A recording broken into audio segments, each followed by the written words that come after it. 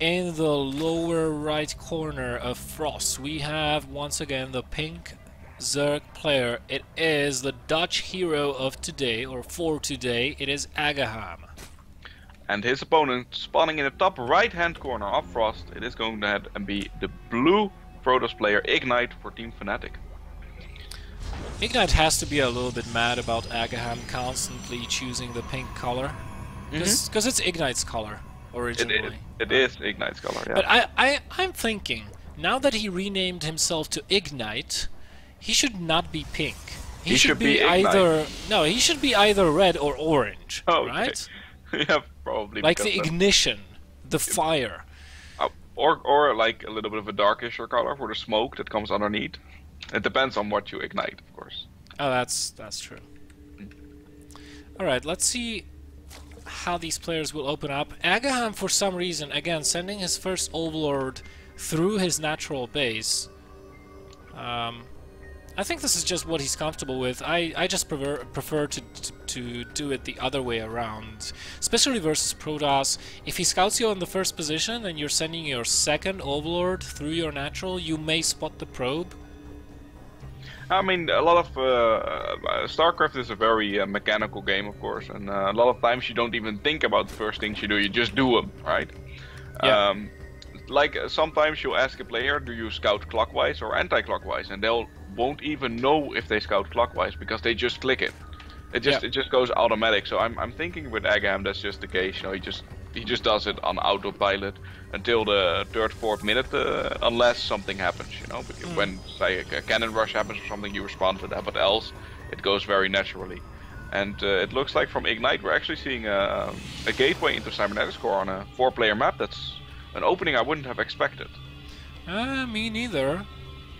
Maybe he wants to go for something really aggressive because, you know, he doesn't... Maybe this signifies that he doesn't want to delay his tech, but at the same time he's mining off of only one assimilator, so it's not going to be too quick of attack. Sometimes when you see Protoss is opening up with double assimilators, mining with 4 probes, 2 from each, it means they can saturate those gases way quicker, because they already have the second assimilator standing. So once they get their natural up and they get the wall, they can saturate that really quickly. We see Ignite doing the opposite though. He's getting the second assimilator only gradually after he gets the mothership core, he gets the warp gate research, and now he starts to secure his wall. He's got his expansion up on the way. So yeah, and you know, in these positions it's going to be more difficult for aGaham to scout the later tech of Ignite, because he would have to float around both of these bases, increasing the risk of his Overlord getting picked off. Yeah, I agree with you on that, and that's maybe an opening he just wants to do. aGaham has been doing some crazy opening as well in the first series. That might have been on his mind as well, you know, making a decision like that, like he rushed a lot with roaches and this. I'll just do this opening, be super safe, plus I can hide some tech later on, which, for example, a Stargate is extremely good on a map like this. Speaking of Stargates... He's going for it, yep. Yeah, so probably opening up with Phoenixes, yeah. As we discussed before, Oracle openings are not really that good. I wonder if aGaham saw that forge. No, he did not. You know, he may think those are 2 gateways at the front. He needs to confirm that, because if he were to see that forge, he would have known for sure that a gateway attack is not coming. And he is moving the Ling up there to confirm, while taking a 3rd base. So far, a very solid play. Yep, he's doing a good job on this so far, but he doesn't really have... aGaham doesn't really have a response to the Phoenixes right now, so they could start doing some damage. I feel like the first Overlord will be picked off, but after that he has to start some Spore Crawlers to respond adequately to that. So far, Roseborn on the way. And yeah, this is the thing that I've highlighted before. It's going to be difficult for aGaham to scout his opponent, so he's not going to know about this until the point it's almost too late. I mean, this first Overlord, once it dies to the Phoenixes, he's going to know. He's going to know. But even smarter thing for Ignite would be to avoid that Overlord, because he knows it's there. Smarter for him would be to avoid that Overlord right now, to not tip himself off. I wonder if he'll go looking for those Overlords, or if he'll wait for 3 Phoenixes and just avoid the Overlord altogether. Yeah, one of the things to note is that he actually waited for the 3 Phoenixes. And in earlier games, we saw that he immediately, with the first Phoenix, went for it. Because he knew, oh, my opponent's going to scout me anyway. He knows what I'm doing, it's alright. Now he's actually waiting for 3, even 4 Phoenixes before revealing what's going on. Yeah, he's going after the Queens. Yep, he's going after the Queens. He wants to do damage with this in a whole different direction. Plus, his opponent just now finds out about it because the Zerglings scout the Phoenixes. And he has to react super fast. Of course, the Spore Crawlers are on their way, but he could lose a lot of Queens immediately. He could lose all of them, actually. Yep, he could lose all of them. Even though pulling them together, they're not safe right now. It's 4 Phoenixes. They can take them out. Well, he's going after the drones. That's a interesting decision, considering there are 2 Queens there. I don't know. Maybe I would have gone for the Queens, but then again, when you have 2 Queens side by side, you need 2 or 3 lifts to kill both of those, as opposed to just 1 Queen where you just lift it up and kill it. He's actually moving the Phoenixes rather far away from his opponent right now. I don't know if he's trying to find Overlords, but that seems like an odd place to find them, to be honest. He's taking a 3rd base behind this though, and he's going for the Robotics Bay and the Twilight Council, so just everything is on for Ignite right now, as aGaham is going to have to face every unit from the Protoss roster, it looks like. Yeah. And this is... Again, this is a very common transition, and this time aGaham just says, you know, screw it, screw the roaches, I'm not going roaches, and that's a very good decision, because transition into Colossus is so common. And look at this, aGaham already has the Hydras. I wouldn't mind him putting down a 4th base, or, well, at least putting down an infestation pit, a 4th base, and then queuing up the Hive, just to be able to go really quickly into Vipers, because, you know, Ignite, he's skipping a lot of his ground arm units in order to tech this fast. If we take a look, he's on 5 sentries on the ground and 1 Stalker. Finito. Nothing more.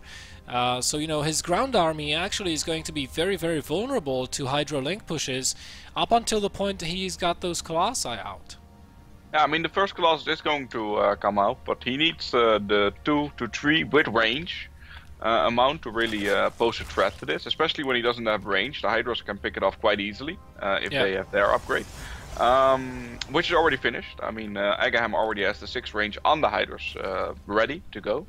So there is a little bit of a window here, but he has to be fast, because right now he's clearing out the rocks, he's waiting for more units, and it's a pretty big map. So once he starts moving, I feel like the second Colossus in the range might be out. So that's why I wanted to see the infestation pit, because you know, if you can hit a timing, if you can hit a timing with like 3 Vipers, for example, before there are High Templars. I mean, the Phoenixes can try and engage the Vipers, but there are Hydralisks all around and beneath them, so the Phoenixes are going to die super fast. As long as you can abduct the Colossi from range, you are always guaranteed a kill on the Colossus if you focus it down immediately. But this time it's going to be a Roach Hydra push. aGaham produced all the Hydras he could afford, and now he is rounding up the composition with Roaches instead of Lings, mind you, because Lings are very larva expansive, but this is still a pretty darn big army, and it could be difficult for the Protoss to engage from this angle. Yep, he has to wait 10 more seconds for the range, 5 more seconds for the range. Not waiting for that, but actually perfect force field by Ignite. And he's just gonna clean this up. This is just cleanup duty for him, and such a good job. He did lose a few probes on the top hand side by Hydra Fire, but this is a very good trade for our Protoss player. Indeed it is, and still enough force fields remaining for him to finish this fight. With the range, those Roaches and Hydras are never going to touch that Colossus even, and 3rd one coming in, aGaham has to know he cannot continue the engagement here, and he leaves before almost all of his units die, and now he's going to pay the price for trying to go for a 3-base timing as opposed to getting his Vipers or getting his 4th base or whatever. I mean, taking a 4th base in near the center of the map is risky, yes, but it's less risky than taking this one further away during the fact how the warping works. Oh, good placement on the observer, sees the army. Yep, does see exactly what's going on. There's 14 more Roach on the way, and the Roach count is high, but I don't feel like it's going to do that much against the 3 Colossus. There's not that right now, but If they engage in a good angle, which they're doing right now, they're gonna just shred through this army. And I mean, aGaham is trying to split up the army a little bit. He is killing once again a lot of probes in that expansion, but apart from that, he's not really doing that much. Well, you know what? There is only one sentry remaining there. I mean, a pure roach army is very strong versus a ground army that is Colossus based but has no sentries. Yes, well, of course, if the Zerg is up in supply enough, because Ignite's army is getting bigger. Once you start getting 5 or 6 Colossus, which is getting awfully close to happen, even a maxed out Roach push should not be able to kill that on this position, because they have to go up the ramp. It's nice surround by aGaham. And there are no force fields. There are no force fields to prevent this from happening. Look at those Colossi being cornered. One goes down, second goes down, third is on the cliff, unable to help those Stalkers. Stalkers blinking to safety, but the third base is exposed as a result of that. That will go down if aGaham focuses it. Blink down from the cliff. aGaham re-engages, reinforces with 10 more Roaches, does have a Spire finishing behind this. Ignite in a lot of trouble right now. His army seems so small versus these Roaches. The lack of sentries, he's really paying the price for that right now. Yep, both players are really controlling their armies at the best of their abilities. Some good positioning by the Colossus, but it's a little bit too late right now for Ignite. He lost a lot there, but the Nexus is still alive though, Patrick. The Nexus, exactly. The Nexus, I really resent aGaham's decision not to take that one down. But he is going to hopefully remedy the situation right now here. Yep, he's trying to get at those Colossi constantly, but he's not going to catch those. Maybe one? Yeah, one goes down. Oh, he almost got the other there, and there's only 2 Colossus left. There's also a Void Ray now, which is actually a good choice by Ignite, because there's only 3 Hydras left, and he's reinforcing solely with Roaches, but there's going to be 9 Corruptors on the field pretty soon, which could shut this down altogether, because when there's no Colossus, when there's no Void Rays, the Stalkers alone, they're just going to melt against his army, because there's so much Zerg against just a few units. Ignite just finished 5 additional gateways somewhere. Oh, back in his main base. That will bring him up to a ridiculous amount of gates, and his army will just start to explode. He's got almost 1,000 minerals banked up. He could warp in a lot of stuff with this. One of the things I like though is that aGaham is actually securing a 4 base right now. He knows this is taking longer than he anticipated. He thought he was just going to win the game straight up, but it's taking a long time. He is trying to keep his opponent from mining and also securing his own advantage. I love that move, the fact that he's constantly harassing from the cliff and constantly forcing Ignites to pull those probes back, and at the same time Ignites cannot really engage and cannot really defend that mineral line because we have the entire rest of the army for aGaham down here. The Void Rays get targeted down, go down immediately. Now the Colossus are next on the list. aGaham still reinforcing with Roaches. The Colossi are no more. There are no sentries on the ground. Hydras alone might be able to finish these Stalkers off. Huge warp in coming in from Ignite, but aGaham presses on. The Nexus is under fire. Ignite GG's aGaham levels the series.